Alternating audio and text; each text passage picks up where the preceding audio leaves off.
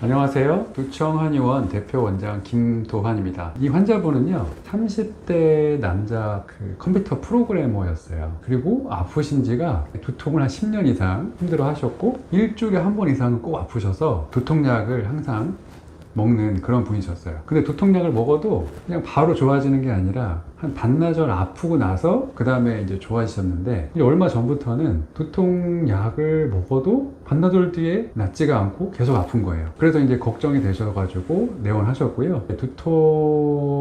이분의 두통은 좀 특징이 있어요. 두통이 오기 전에 오한이 드는 거예요. 오한.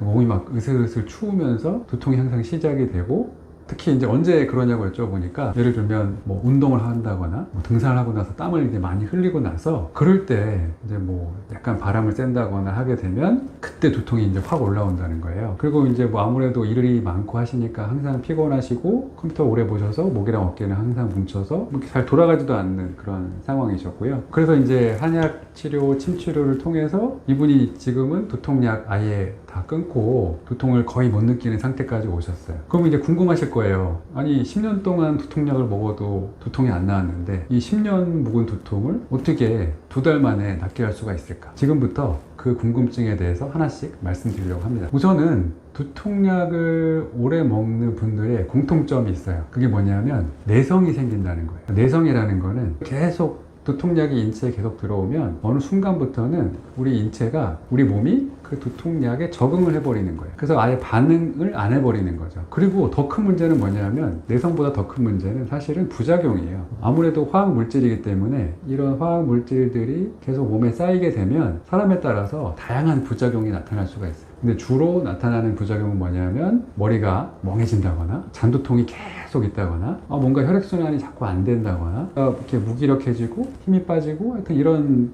다양한 증상들이 나타나는데, 그래서 이런 부작용 때문에라도 그냥 두통약에만 의존하면 안 되는 거예요. 그 두통약은요, 전에도 말씀드린 것처럼 두통을 사실은 치료하는 약은 아니에요. 그 두통이라는 거는 머리에 느껴지는 통증인데, 일단 올라온 통증을 어떻게 하면은 좀 가라앉힐까 하기 위해서 개발된 약이고, 두통 자체가 안 올라와야 사실은 나은 건데 그 두통을 안 올라가게 하는 약은 아니라는 거예요. 그래서 계속 먹더라도 두통이 치료가 되는 게 아니고, 그런 부작용으로 인해서 오히려 두통이 점점 심해지는, 몸은 나빠지고 두통은 점점 심해지는 그런 상황으로 진행이 되는 거예요.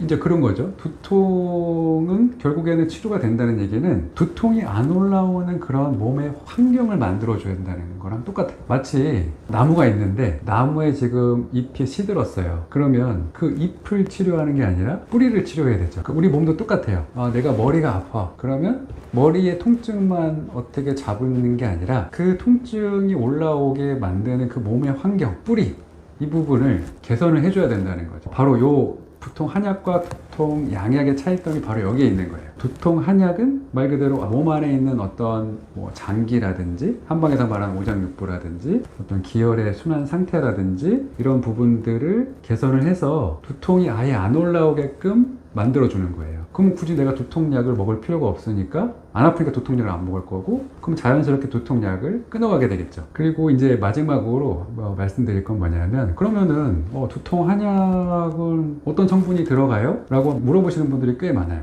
그 부분에 대해 설명을 드릴 건데, 두통 한약은 우리가 흔히 먹는 무슨 양약처럼 타이레놀이나 탁센 이런 약들처럼 단일 성분으로 되어 있진 않아요. 한약재를 이제 사람에 맞게, 체질에 맞게, 그 증상이나 몸 상태에 맞게 처방을 하는 건데, 예를 들어서 한 20가지 정도의 한약재가 들어간다고 보면 되고요. 그리고 예를 들어서 이런 거죠. 어떤 A라는 두통 환자가 머리가 아픈데, 이 사람이 예를 들면 소화가 안 될 때 머리가 더 아프다. 그러면 이 사람은 위장도 안 좋은 환자분이기 때문에 위장을 해결해주는 약재가 적절하게 들어가야 되는 거고요. 그 다음에 예를 들어서 B라는 환자가 두통이 있는데 나는 피곤하면 항상 머리가 아프고 검사해보니까 어혈이 많아. 그러면 이 환자는 피를 맑게 해주고 기혈을 보충해주는 그런 약재들이 적절하게 들어가야 된다는 거예요. 그렇다고 해서 두통에 좋은 약재를 이 약재 저 약재 다 때려 넣으면 안 돼요. 그러면 오히려 부작용이 생길 수가 있고 몸에 무리가 가고 효과도 떨어집니다. 그래서 이제